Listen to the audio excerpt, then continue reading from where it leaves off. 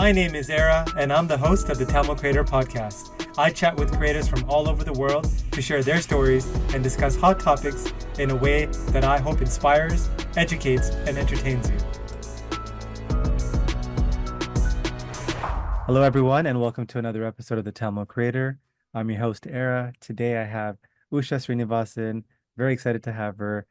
I want to read this a little bit of a longer bio, but I'm very fascinated by her background, and I think you guys listening will be as well.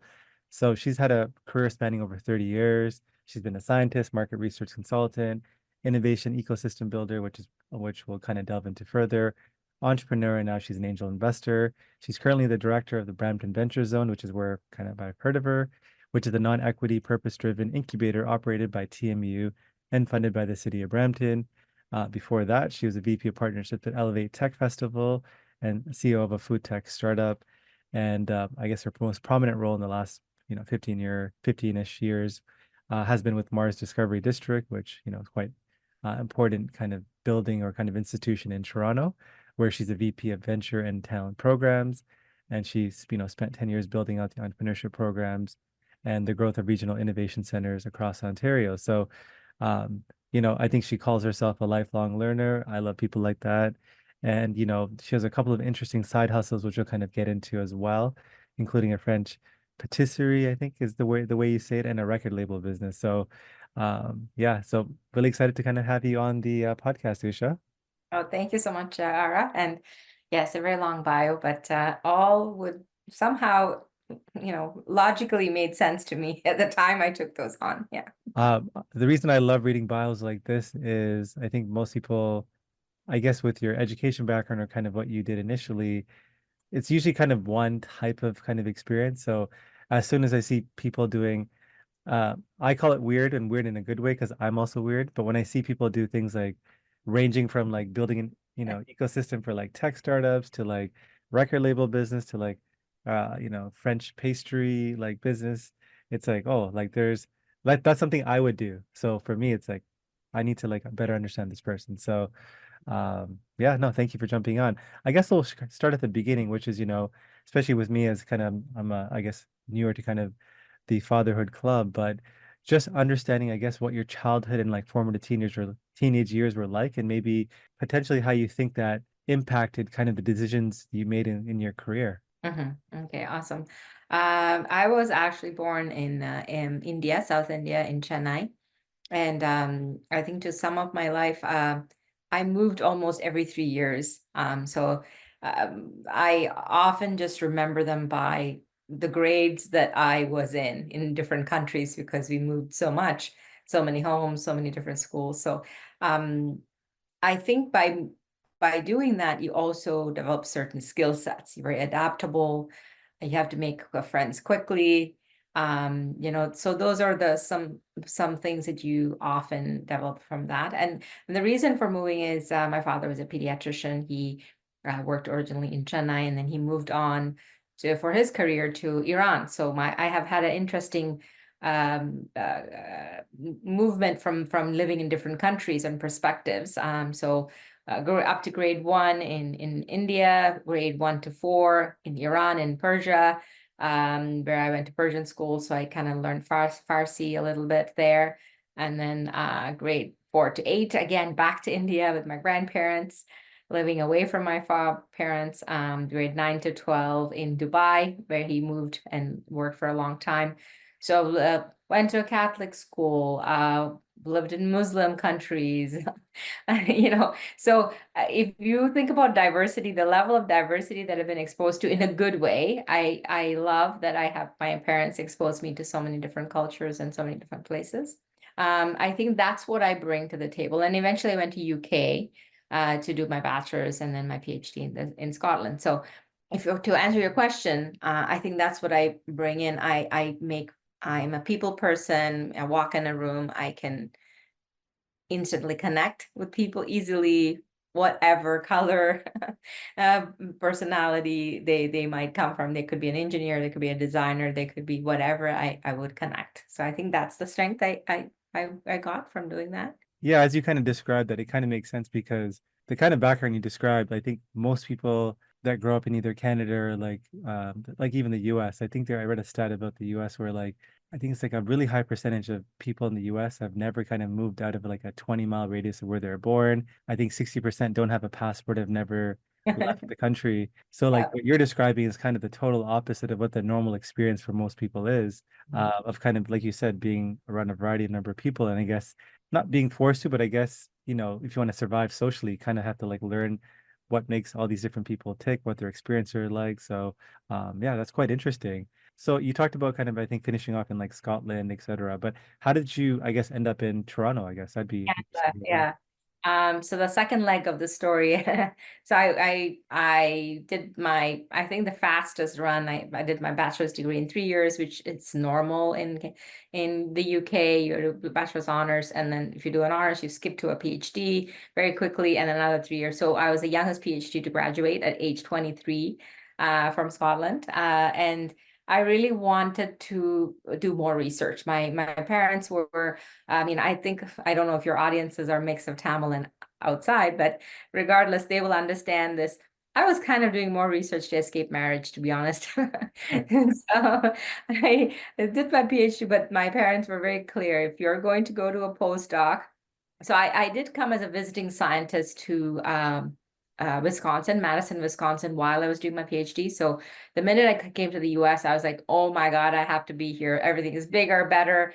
So I applied to the US EPA to be a postdoc in Cincinnati, Ohio. And my parents were very clear, okay, you can go do more research, but you're going to get engaged and married first. So that's essentially how I ended up in the US. And I brought my husband at that time with me. And I'm an accidental Canadian. I was I was in Cincinnati. I was going to go to Oregon State University to be an associate professor, carry on in my clean tech research. But unfortunately, the U.S. government said, "Hey, that's called brain drain. You can't be here for beyond your J1 visa status and go into an H1. You have to go back to your country for three years." So the dilemma back then this was in 96, was either go back to India, where frankly nothing much was happening at that time. It was not a vibrant place as it is now, or come to a close enough country. At that time, we knew nothing about Canada other than a couple of old friends of my father's who were also from Sri Lanka, who were here. They are the reasons we moved to Canada. So I'm an accidental Canadian. And we have been in different parts of Canada. I was in Fredericton as a postdoc first. My ex-husband, he tried very hard, and typically immigrants coming in those countries, those times, very hard to find employment. Although he was an engineer MBA, had lots of work experience. I'm sure a lot of people listening to the podcast will relate to that. It was hard to find something that was meaningful for him. And so we ended up in Whitehorse, Yukon, for 3 years as a young couple. He kind of jokingly said, "Hey, they're hiring. Well, but we don't have to move there." And then when we finished the interview, they said, we'll move you here, give you 3 months of rent, do all kinds of perks. And you were like, okay, you know what? How bad could it be? Let's go there. And it was beautiful. It is a beautiful, any Canadian who wants to see the North should always think about going to Whitehorse or any other country to experience nature in a different way. And then eventually we came back to civilization in 2001, back to Toronto. So that's my long-winded pathway of being in so many different places and countries. And this has been my home since then. Have you ever thought about going back to the US? Because you said like that first, experience of coming to the US, everything's bigger, brighter, like, brightest minds, like a lot of action essentially. Have you ever thought of ever kind of going back, or is Toronto kind of giving you enough that you're like, hey, it's not so bad here? I am a proud Canadian, to be honest. I really love Canada. I did have the experience of, because the market research firm I worked for, Frost and Sullivan, was headquartered in Palo Alto. So all my clients were in the US. So I traveled that good 8 years. I was traveling in the US a lot, but not a single moment did I think that I want to go back there. It's just different, being a true visible minority here. And we have our set of problems. I'm not sure I'm not saying we're devoid of it in Canada, but I've just felt more comfortable bringing up my children here. I have two big young adults in the home, and 21 and 24. So they grew up here, so we stayed. Interesting. Well, I mean, I'd love to kind of get into some of your work. Like, I think it was Mars was one of your like first opportunities because I think you were there for like 11 years, which I think anything in tech when you're there for like more than 2, 3 years, because the norm now is, jump ship every 2, 3 years to kind of increase earnings opportunities. So Mhm. number one is like, I guess, how'd you get involved with Mars and like what kept you there for 11 years? Because whenever I see somebody at a company for more than 5 years, I'm always fascinated about what is that company doing or organization doing to keep you there because it's not a normal thing in this day and age. Yeah, absolutely. It was an absolute privilege, to be honest, to have been that in the early teams. I was kind of employee number 25 at Mars. It was early stages of growth under the leadership of Ilse Turnicht, an amazing leader. And also the founder of Mars, John Evans, was still alive at that time and was the chair of the board. So it was such a privilege to start my journey there. How I ended up there is one of the funny things about my career is that I have, until actually only recently, only at TMU, I have never applied for a job that's advertised, which is kind of strange. I always end up find myself pitching me and my skills to organizations that need my skills, essentially. So while I was at Frost and Sullivan, so even going into Frost, I pitched myself. I'm a clean tech scientist. I have this background. I have no business background, but I love to learn it. Is there opportunity for me to do it?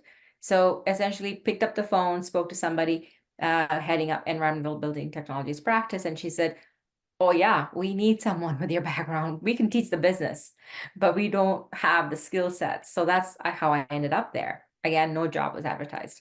With Mars, it was the same story.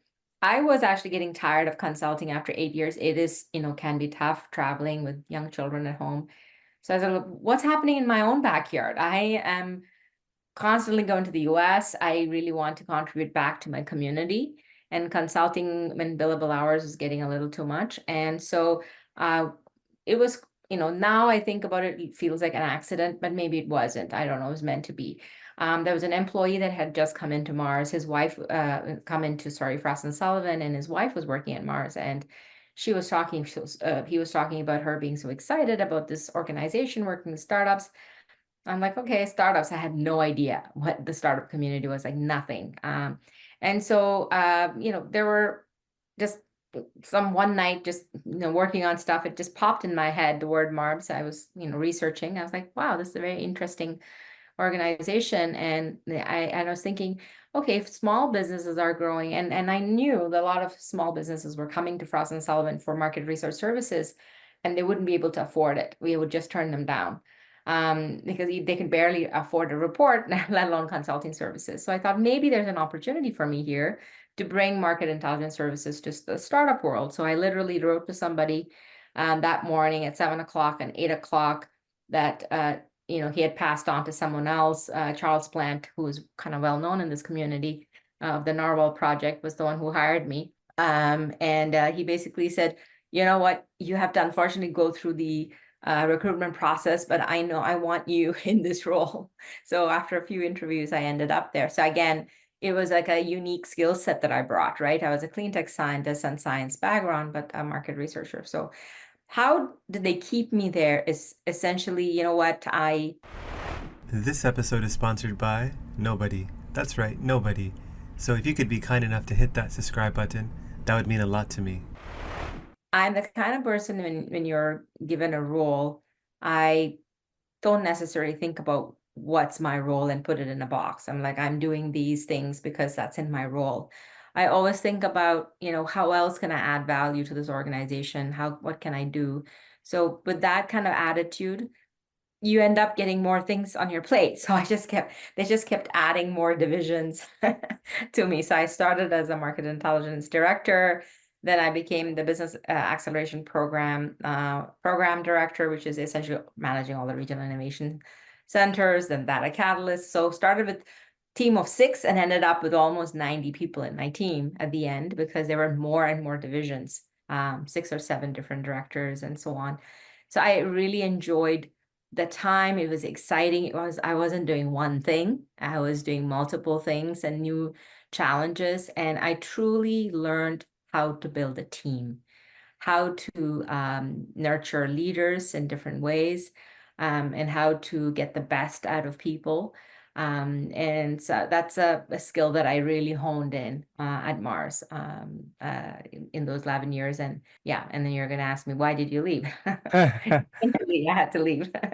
Okay, I was gonna ask you, but I guess you can answer Well, that. well, I left for a particular reason. I left one, I wasn't enjoying the work anymore because you eventually become admin and paper pusher and watching other people do the work. So that it becomes less exciting. Second, there was a new leader. So Ilsa had left and Yang Wu had taken on as a CEO.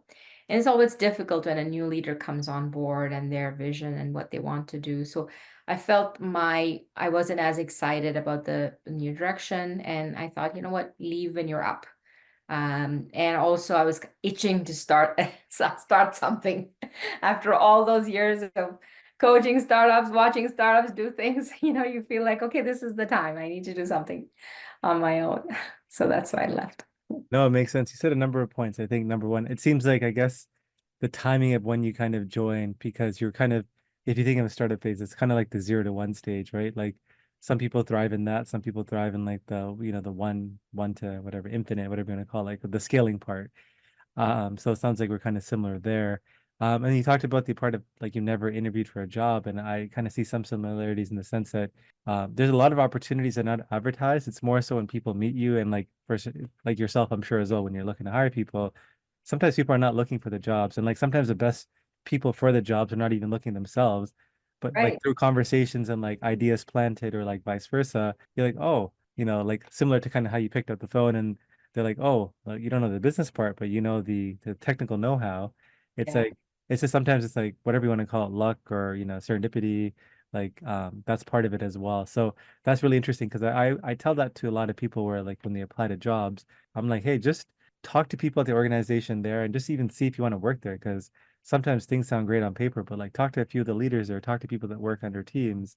Just That's right. ask questions, right? Like get the real scoop versus kind of what you're told in the interview. So um, Yeah.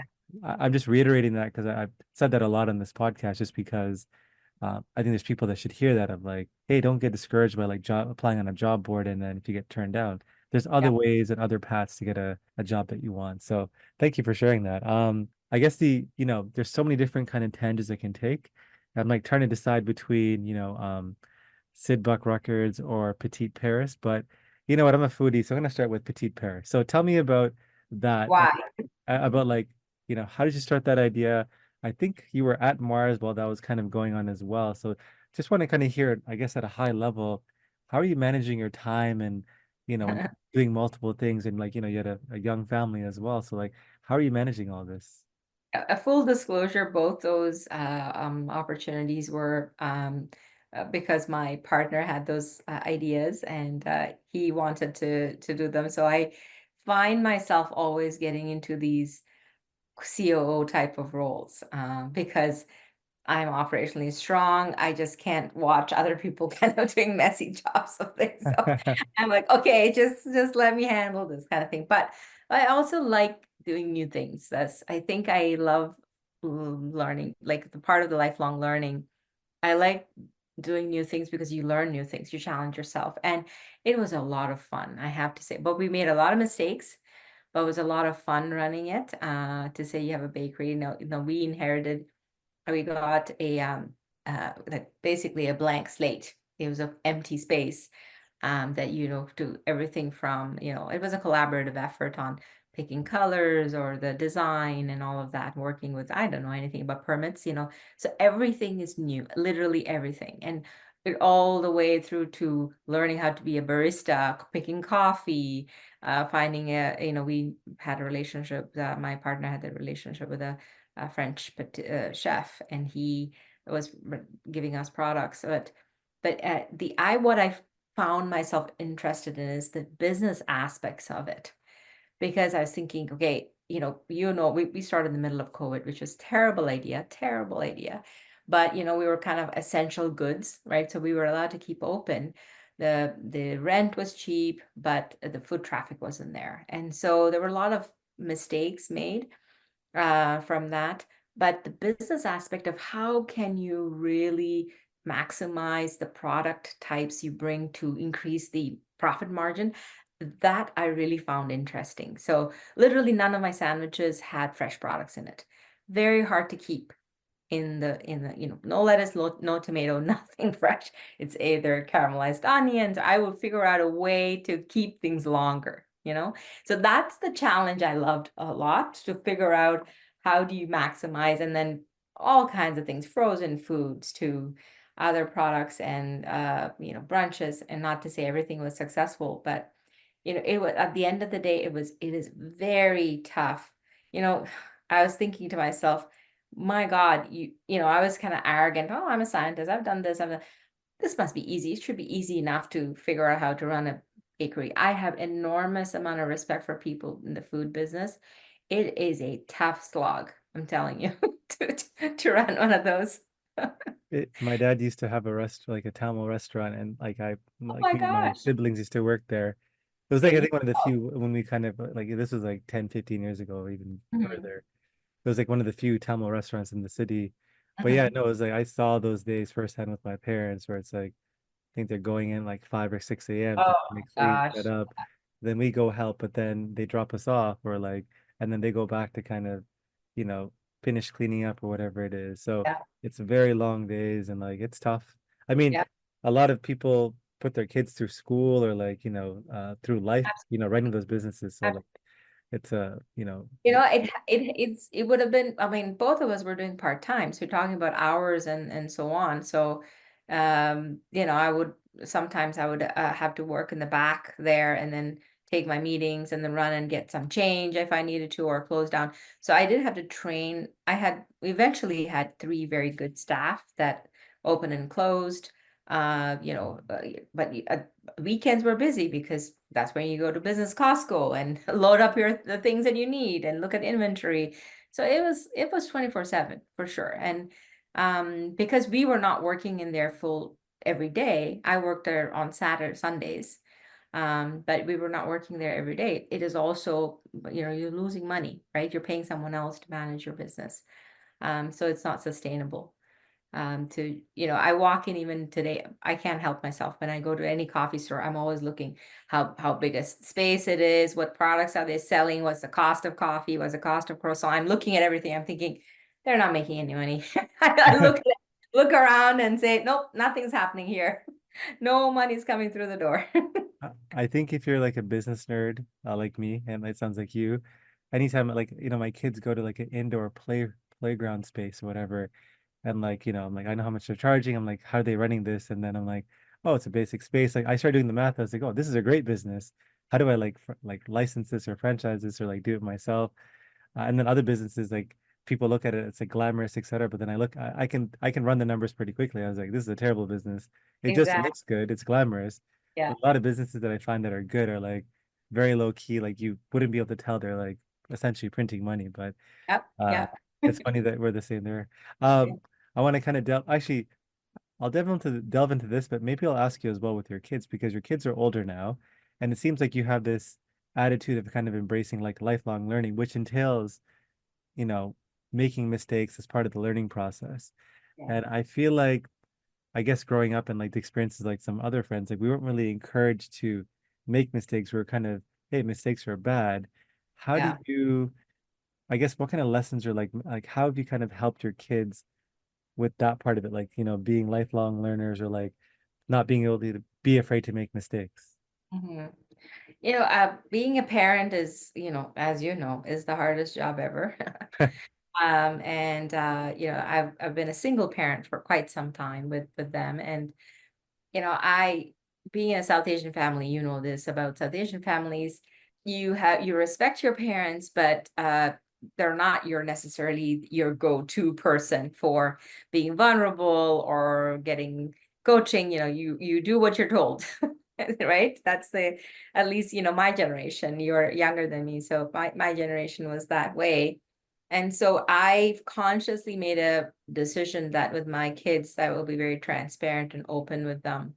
To a fault, I guess they, and so build trust and friendship. And I always, so I'm being transparent about my mistakes, and telling them, okay, I screwed up.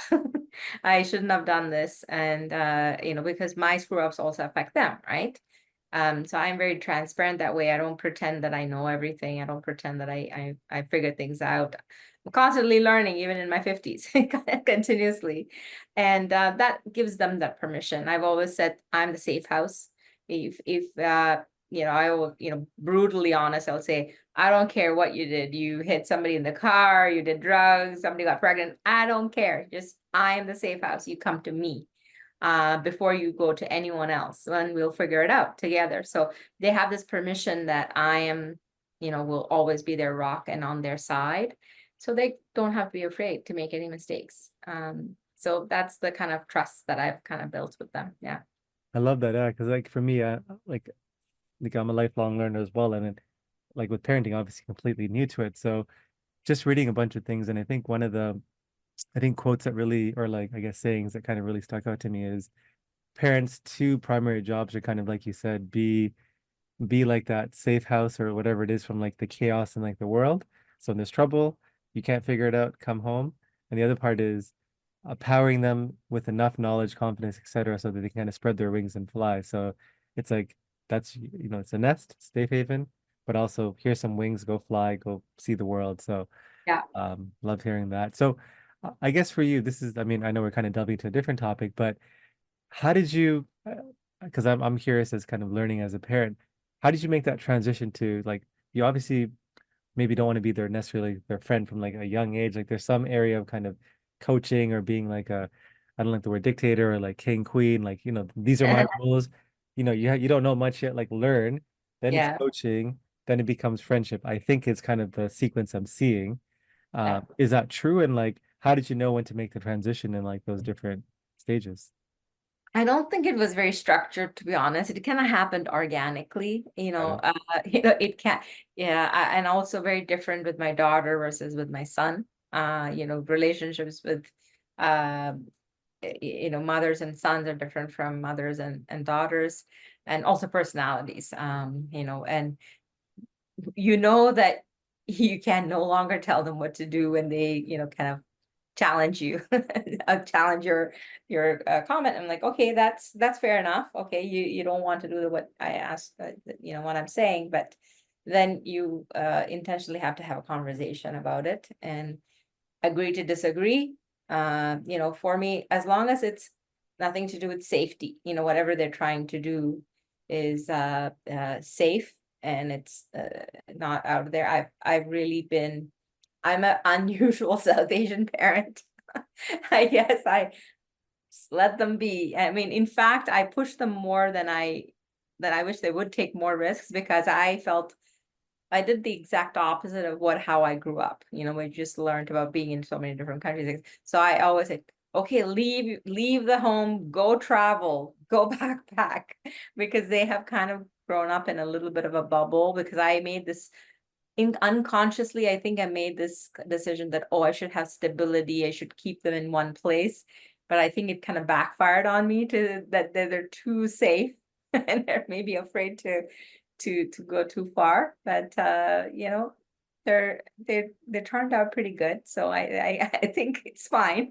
Well, you make different kind of decisions for different times of life, right? Got So it. yeah, I would say it was organic. I can't say that it was like a very structured decision. Yeah. Did you know that every time you left a 5 out of 5 review for this podcast, a Tamil parent lets their child pursue a career in the creative arts? Okay, that's probably not true, but if there's a chance that it is, do you really want to jinx it? Leave a review. Do it for the young creative in you. I know that you were kind of part of like a food tech startup as well. Mhm. And I really love the idea because not to say I had a similar idea, it was just more like just like more of a thing like why doesn't something like this exist? And then I saw that you were working on a project like that. Yeah. Is it Hus Chef? Is that House chef. House House chef. House Yeah. Chef? Yeah. So I guess tell me about House Chef and like, Yeah, what was the inspiration, like, and like, yeah, is it still kind of in existence somewhere? Like, what happened to it? yeah. So actually, when I left, I was thinking about leaving Mars. Uh, and I was working with the co-founder of the founder of House Chef at that time. And he was actually he had a very eclectic background. He's essentially he was a chef, then he turned into a paralegal, and he was also learning tech and trying to build his platform marketplace. Interesting guy. He specifically, this is how I met him, I remember. He said, okay, all these start companies who are under $1 million don't get one-on-one coaching in Mars. It's one-to-many only. So he was very upset that he was not getting the level of support that he wanted. And so he was up near the front desk demanding to see me. And I'm like, okay, you know what? I'll meet with him. Let's see what happens. And he pitched your idea. So I just ad hoc ended up being his advisor. I wasn't supposed to be, just so that I am giving customer service basically. Interesting. And and the idea was also fascinating. So I was, interested in that, but at the same time wanting to leave Mars.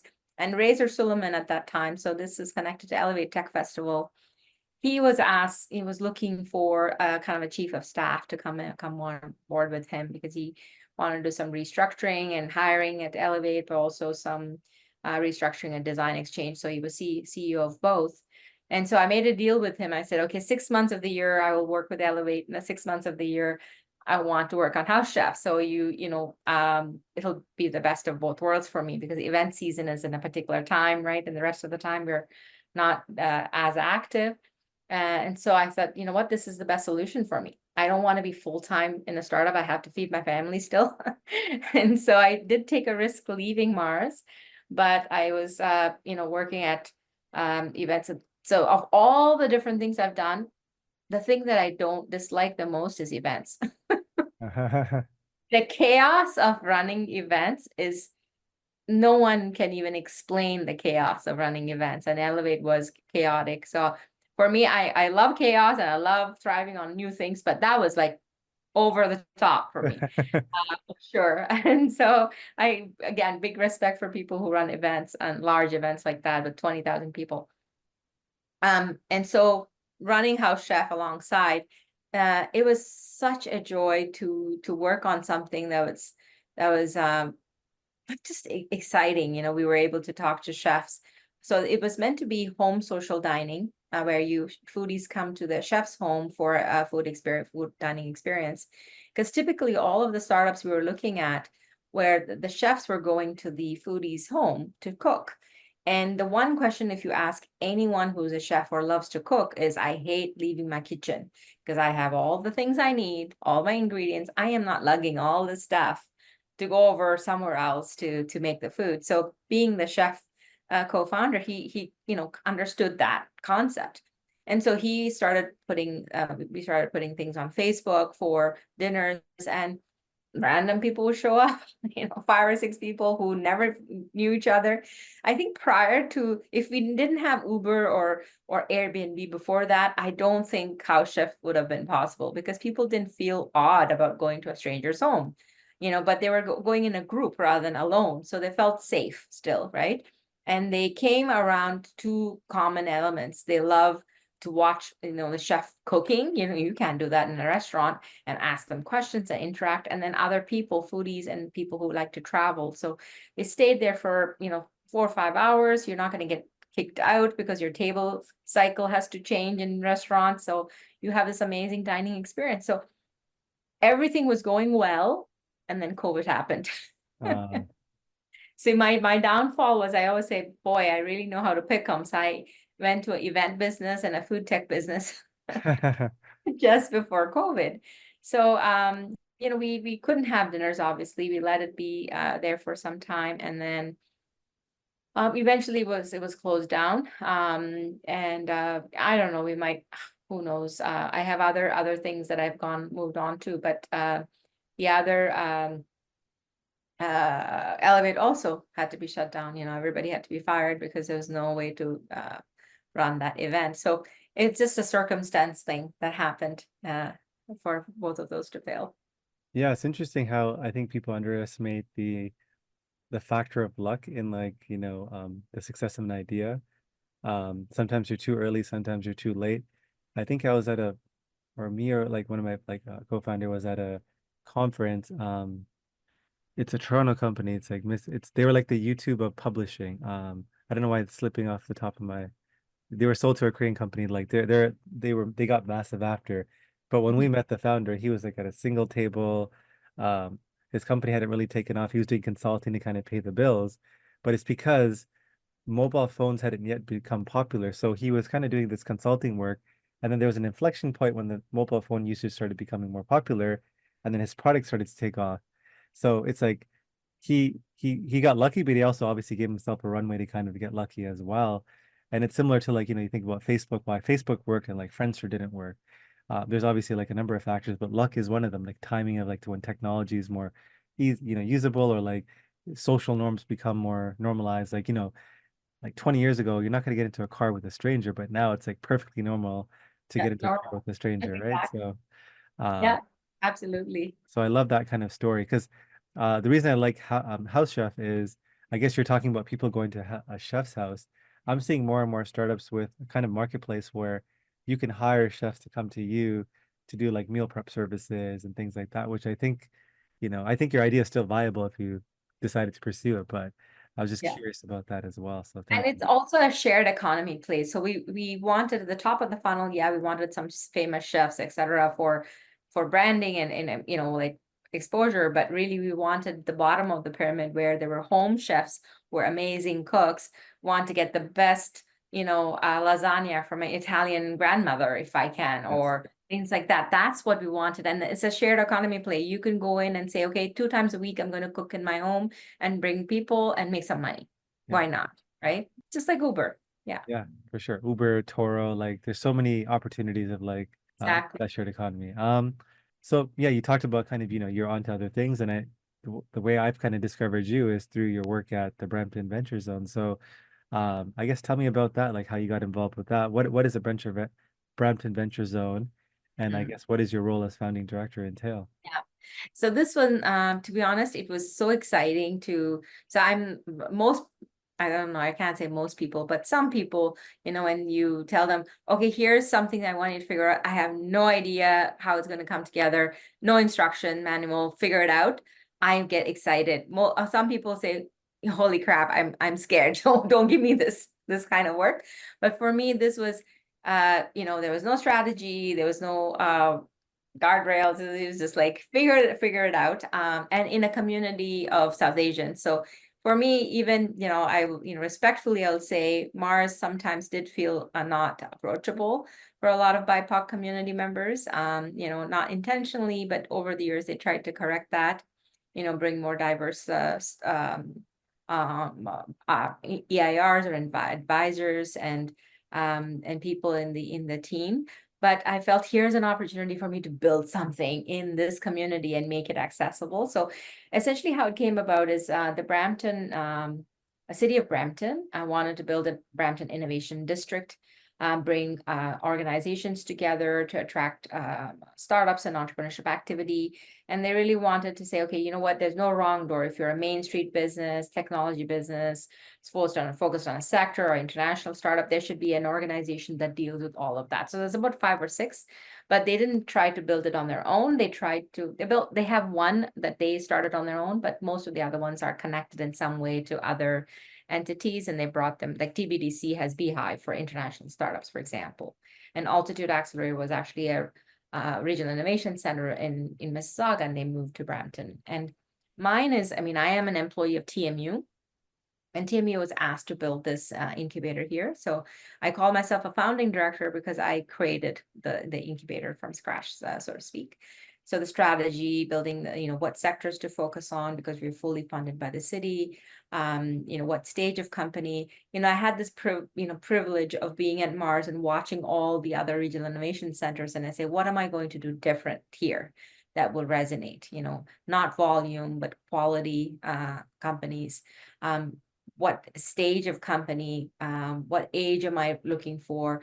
And very importantly for me, I really did not want to bring anyone without a direct problem area that I should be focused on. So I convene actually private and public sector in Brampton to understand problem areas that we should be looking to solve for before I go solicit my startup. So there's like a direct line of connection. I don't go and say, come and build a health and wellness startup at BVZ. No, it would be come and build a mental health solution that might target under 24-year-olds. So it's very specific. And so I get great solutions coming to us, and I'm privileged to be able to pick the top 10 out of the hundreds that come to us. And we've graduated 43 companies, 38 of them still alive. So I think we've had good traction just for 3 years of running that. Is there like, I guess, two questions. Is there any, name a couple of companies, I guess, that you're particularly kind of excited about, or like just any of the companies that have kind of, experienced, really rapid growth kind of as part of your program and their time with, your organization? Yeah, so I'll pick one in each sector, I guess. One is Genomics, which is it's run by two, an MD PhD and a PhD co-founders, and it's a diagnostic tool that is for detecting early stage colon cancer. So it so right now, how colon cancer is detected is you get a sample biopsy, and you look for lymph nodes in the tissue, and they send it for a biopsy, and if there's cancer. But how the pathologists find the lymph nodes is by hand, which I find shocking. And so they miss the lymph nodes. It's hard to find. And so maybe they only take 4 out of the 8 that's there. And early stage means that one lymph node that's left behind might actually have cancer. So these guys have built something that can pinpoint the lymph nodes, and it's not a class 2 device, so it doesn't require the rigorous regulatory approvals. And then the pathologist can remove the nodes efficiently and make that happen. So they have grown really well. They have facet funding. It's near and dear to me because I'm also a cancer survivor. I'm a breast cancer survivor. For me, early stage detection is why I'm alive and sitting in front of you because it was so early in my life. So for me to see something amazing like this, and Shomek built this because his aunt passed away because there was a lack of early stage detection. So I love that element of it. So that's one of my favorite, I shouldn't say favorite, one of my good companies. The other one is BioEffect. I love what these 4 or 5 co-founders, science-based in the lab of TMU. These guys have a funny story. I had to push them hard to tell me the truth about why did you focus on this. So they are mostly of Asian origin, born here, and they found this African fruit, which is a protein, but the protein is sweet. So it literally, the extraction of it tastes like cotton candy, right? So imagine if you could replace every single sugar with protein. That would be a game changer, right? So I said, why on earth were you looking for this research? Like random. And they eventually said, this is going to be funny. I said, we love drinking beer. But we're health nuts. And so we can't drink beer. We were just goofing around one day and said, oh, if there was some replacement for this carbohydrate, this sugar, somehow we put something else, maybe it would be easier. And this is basically how that research started. And they realized that harvesting that fruit is very cumbersome. It's hard to do, but replicating in the lab that same protein as sugar would be amazing. So I'm not allowed to say what a secret pilot they have going on because it's proprietary, but they actually were one of the finalists at the recent Collision pitch competition. So I was so proud of Ralph and their team who did that. So those guys are going to do something, and very disciplined and coachable. So that's one of my other favorite ones. There's too many favorites, so let's stop there. No, I love both those ideas because I guess those are two areas I'm interested in, which is number one, I find it absolutely crazy that in this day and age with kind of all the technology we have around, that we don't have a real-time sense of what's happening inside our body until like it's too late. So I know they have like things like these smart toilets that kind of look at your waste product and kind of can analyze, hey, what's going on with your body, but there's still obviously it's still emerging and still has to be a bit more accurate. But I'm absolutely fascinated by that because obviously, like I think maybe more as a parent now, I'm like more aware of my mortality and like, okay, how do I stay healthy and catch things Yeah. like, you like you said, you caught your cancer early on, which is why you're here today. And I'm sure there's many stories like that as well. So that's a very fascinating one. The second part about the fruit, I'm also fascinated because you're hearing more and more of these. I see it on like all these different like entrepreneur shows, like the Shark Tanks, etc., where there's like a native fruit to like another country that they've known about that has, I think there's like a purple corn in like Mexico, and there's like this other fruit here that has all these amazing properties. And like it could, like you said, imagine you could, instead of consuming sugar, you're eating this healthy protein. Like there's so many of that. And I'm really fascinated about where that will kind of go in the future as well. Because I see so many different products that I try that, monk fruit's like a new thing. Nobody heard about monk fruit, and like now it's like in everything as a sugar replacement. So yeah, thank you for sharing that. Um, Money can be hard to come by, but here's a $100 opportunity for you. Join my free newsletter for free exclusive content and a free chance to win $100 when I hold special draws. Did I mention that it's free? I guess what I'll kind of get into is just more, we talked about your career and like all the zigs and zags you kind of taken. So I guess for you, like reflecting back and you had a chance to like sit down with 16-year-old Usha, what would you tell her if you had a chance to like speak to her? Mm. Mm, I was a very nervous kid. I was a very nervous kid and didn't have much self-confidence. And I wish I had advocated for myself a bit more. As a 16-year-old young woman who, walked with her head down most of the time.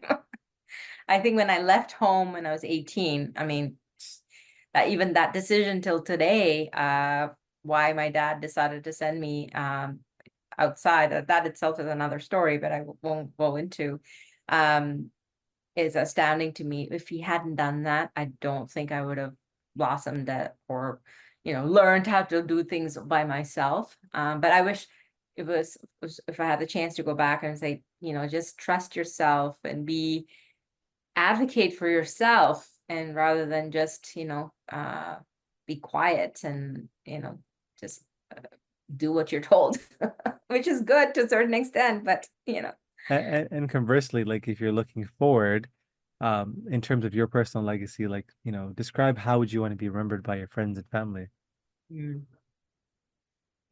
As you get older, I mean, maybe I have been most of my life that way, is that maybe because from my parents I've built this. I have a bit nature of doing things unconditionally. I don't, if people come and ask me for help or anything, I never think about, well, what's in it for me. I never ever ask that question. Even some people now, when I do some things, they're always wondering. They can see your brains turning, thinking, why is she helping me? What does she want from me?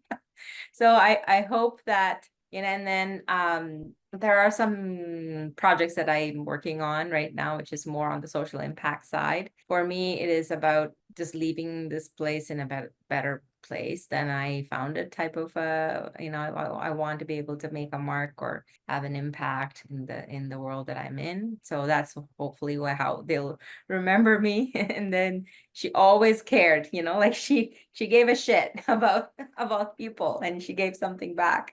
I hope that's how they'll remember me. Well, that's a good segue into the final segment of the podcast. It's a game or speed round, I like to call it kind of creator confessions. So Hmm. basically, I'm gonna say a bunch of statements, and you're gonna kind of say the first thing that kind of pops in mind. Ready, Usha? Okay, let's go. Favorite Tamil food? Oh my God. Again, I use Tamil words. Yeah, sure, yeah. Pulikorumbu. Okay. You don't, you don't And know what I don't know what that is. Vata korumbu? No, you don't know what that is. I know it's a curry when you say Colombo, but I don't know the first part of the word. Okay, never mind. Let's keep going. Uh, if there's a fire or flood, and you only have time to take two things with you, what would they be? My two children, I Oh, guess. okay. I should always preface it. Not people, like assuming you're gonna take the people and all that. There isn't any material things that I don't think that's that important. Hmm. Something that scares you. Something that scares me. Uh, being old and not being able to take care of myself, I hate being taken care of. Got it. So being old, too old that to a stage I'm still living and I have to be taken care of, that, kind of scares me. Insecurity that you have. Insecurity. At this age, I really don't care. Favorite show you're watching? Oh, okay. I just came off a binge watching of Dexter. I love murder mysteries and stuff like that. It feels like I switch my brain off, and my daughter makes fun of me, and she says, "Mom, you're the only person who relaxes watching murders. Like I have no idea." I would say Dexter, I watched a little bit of it. I would say more of like when I say mysteries, I like Sherlock Holmes or like the whodunits kind of. Yeah. A place you're itching to travel to. Oh gosh, everywhere. But I'd love to go to Bali. I haven't been to Bali. Hmm. So many places I haven't seen still. A fellow Tamil creator you want to give a shout out to. Oh, um, I'm ashamed to say I haven't been integrated so well in the Tamil community. I apologize to your audience, but the one Tamil creator here in Canada that I know is Mohan. He's Yes, my Mohan, yes. Mohan Markandeya. He's been a wonderful mentor and a friend this past 4 or 5 years. So, Um, Favorite childhood memory. oh gosh, living in Iran with my parents. It's amazing. Yeah. Something you like to do for fun outside of work. Outside of work, what do I like to do? Lately haven't been very adventurous. I'd like to do more. Typically like trying new food. I'm a foodie, so I like to try new things. My daughter will always takes us to wacky places, so That's nice. that's something fun to do. Uh, Yeah. Favorite movie of all time. It could be Tamil, English, both. Oh, oh my gosh. I don't know why this movie is my favorite. It's just I sob every time I see it. Bridges of Madison County.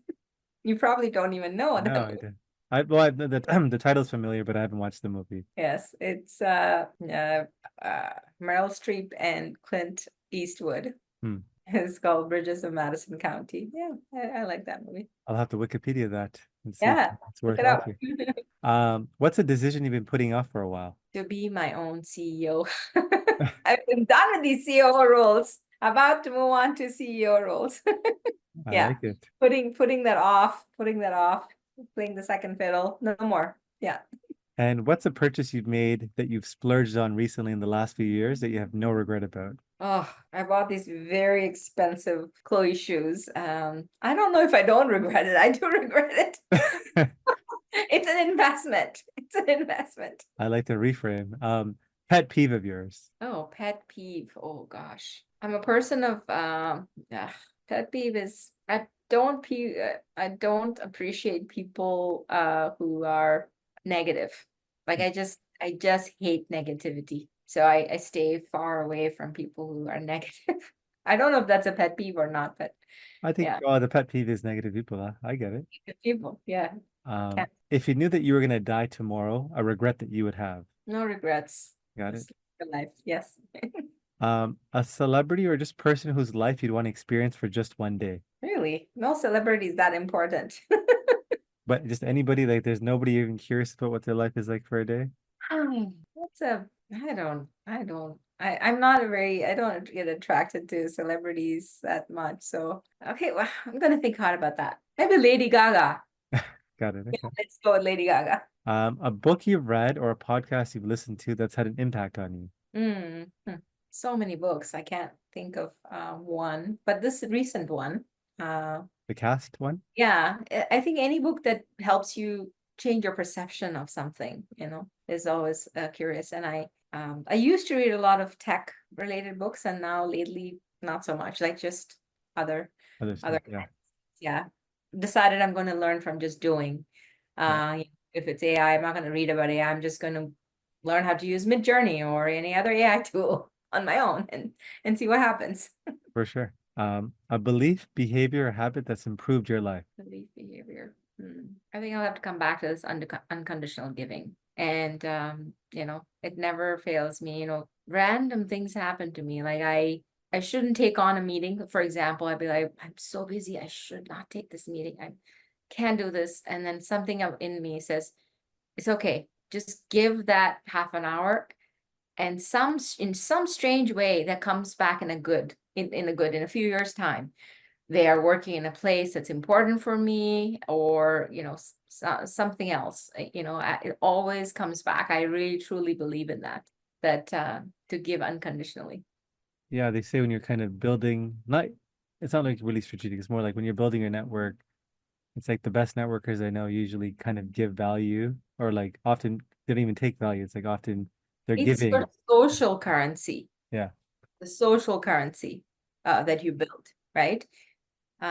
People say she gave a shit, she spent some time with me, and that helped me to do it. A lot of people randomly will come to me in an event and say, I met with you, blah blah blah, that I wouldn't even remember. Because of you, my entire career changed, and look what I'm doing now. I'm like, I get overwhelmed sometimes when people say that, but I don't care. Whatever happened because of whatever I said. They did something good. Hmm. Yeah. I think as you're just saying that, the question about pet peeve, you said negative people. I think for me, it's people that are takers, just like, serial takers. Like they don't Users. yeah, I think I don't like those kind of people. But anyways, the last question I want to kind of, as we wrap this up is, what's a piece of advice you'd give to your fellow aspiring Tamil creators out there? Yeah. Don't be afraid to take risks. No risk, no reward. And solve big problems. Build things that are needed. Let's go beyond. I cannot stand seeing one more social media page or social media, whatever. Right. Think deeply about what it really matters. Are you building to just make money, or are you building to solve a problem or change the world? And the money will come. Well, that's a good way to kind of end off the podcast. I mean, Usha, thanks for jumping on and sharing your very kind of interesting, eclectic kind of, series of experiences. Looking forward to kind of hearing, or following along your journey and, seeing when you become a CEO, and I'm sure it's kind of in the works. Thank you for making time, and yeah, and for the audience listening, as always, thank you guys for listening, suggesting feedback, and on to the next episode. Awesome. Thank you so much, Ara.